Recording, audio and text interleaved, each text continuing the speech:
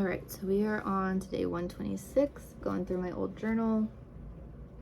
The quote for today was, "To forgive is to set a prisoner free and discover that the prisoner was you."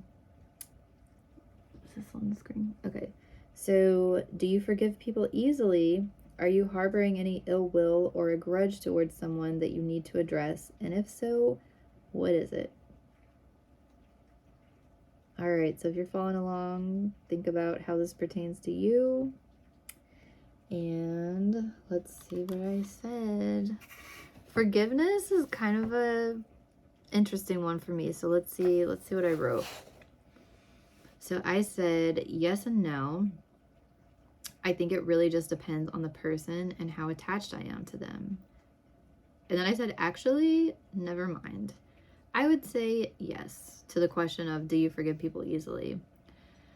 I would say I do tend to forgive easily, but sometimes what people have done will change my overall view and perception of them. So even though I'm able to forgive them, things don't always just go back to normal. Especially since I don't let a lot of people close to me. There may be some people who are my person at the time, but if they do something bad, I may cut them out of my life.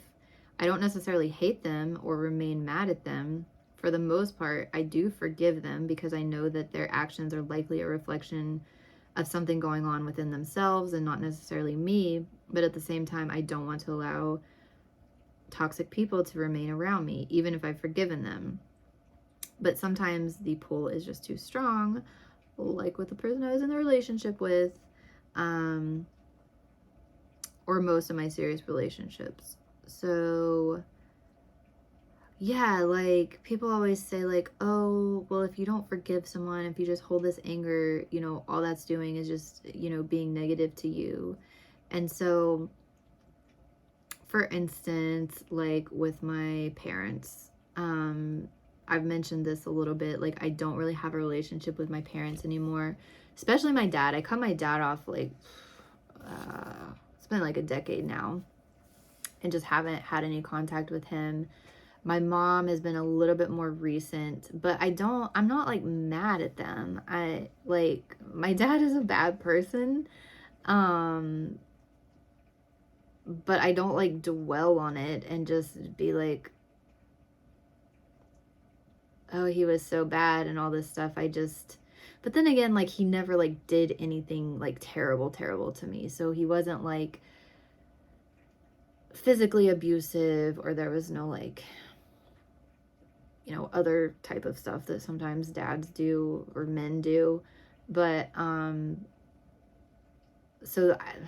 because I've not really experienced that too much, more than most normal girls do, dealing with relationships, maybe that would be a little bit harder if someone had like physically hurt me or whatever. But man, I don't know. I did have this one boyfriend that if I would have stayed with him, he would have hurt me.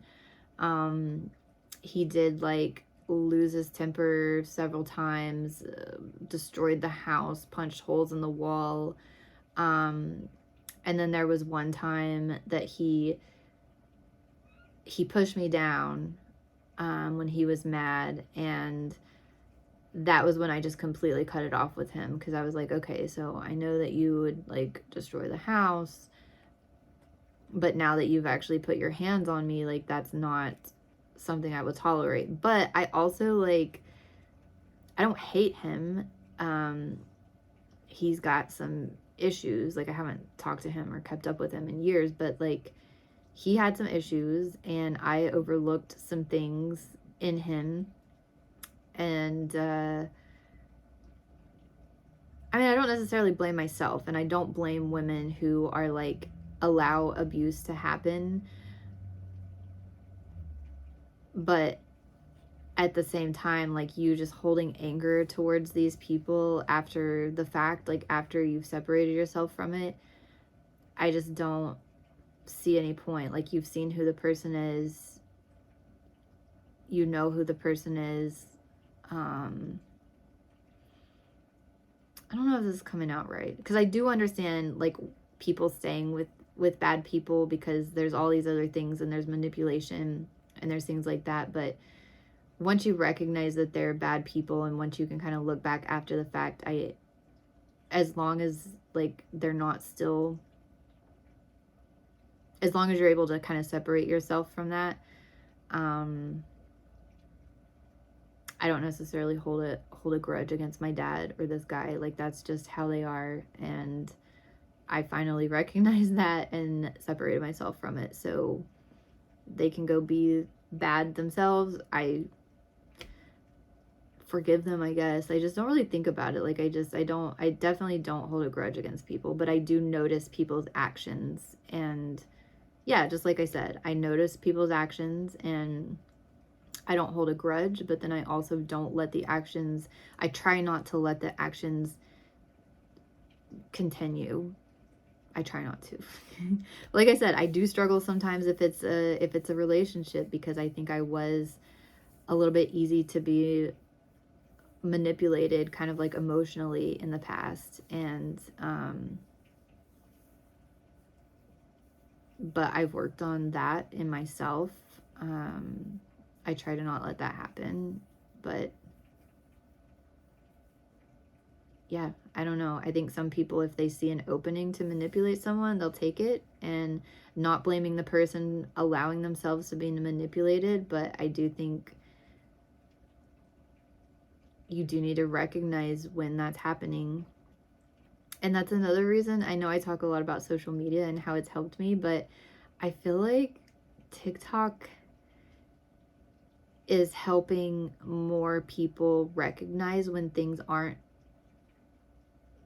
right. Like, it does seem like there's a lot of women that are recognizing that what's going on in their relationships isn't normal, and that it is something that they should kind of like separate themselves from or try to get away from. And I remember my dad has these journals, not really journals, he just kind of like wrote stuff down, like his thoughts down, on these like notepads, these legal pads. And I came across it, and there was one in particular that I remember. My mom was trying to leave him, and so they were kind of separated. And my mom had a friend, this was like back in the 90s when divorce wasn't as common. I mean, it was more common, but not as common as it is today. And one of her friends had gotten a divorce from an abusive husband. And my mom started hanging out with this lady that she'd been friends with in high school. And my dad had written, he said she's hanging out with this lady, and I don't think it's good. I don't think it's good for her to be around her, because she sees that she's living, you know, her life being unmarried and being divorced, and she's getting by, and I don't want her to get any ideas, you know. And I think social media, and it seems like for whatever reason TikTok has allowed women to hear from other women that have gone through these experiences and made it through, and is making them realize that they don't have to put up with this or whatever. And I think it is kind of empowering, you know, certain people, maybe men too. I think I'm just on the female side of TikTok, but yeah, anyway, that got off track. But yeah, I don't tend to hold grudges, but I also like try not to allow myself to be like used and continue to be hurt by people. So yeah, anyway, that was day 126. I don't know if that was a very good answer, but that's what I wrote. So anyway, I'll be back tomorrow with day 127.